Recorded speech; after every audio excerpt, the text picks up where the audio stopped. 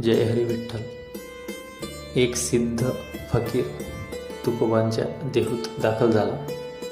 त्याच्याकडे अशी सिद्धी होती की त्याचे जे भिक्षापात्र होते ते कितीही धान्य किंवा भिक्षा कोणीही कितीही वाढली तरी ते भरत नसे. आणि ही गोष्ट जेव्हा तुकोबांचा द्वेष करणाऱ्या काही लोकांना समजली तेव्हा त्यांनी सरळ त्या फकीराला तुकोबांच्या घराचा रस्ता दाखविला. तेव्हा तुकोबा घरी नव्हते.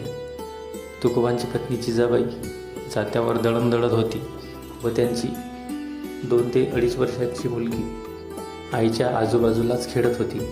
फकीराने भिक्षेसाठी दरवाजात उभे राहून आवाज दिल्यावर जिजाबाईंनी आपल्या मुलीला त्या फकीराच्या भिक्षापात्रात पीठ नेऊन देण्याचे सांगितले. तेव्हा ती इवलीशी मुलगी आपल्या ओंजळीत पीठ घेऊन निघाली. आधीच कमी वय व त्यातही तिची इवलीशी ओंजळ आणि त्यातले पीठ सांडत ती फकीराकडे आली व त्यांच्या भिक्षापात्रात ते पीठ टाकले आणि फकीराचे भिक्षापात्र पिठाने भरले तर खरेच, परंतु तिथं पिठाचा एवढा ढीग जमा झाला की त्यात तो फकीरच दिसेनासा झाला.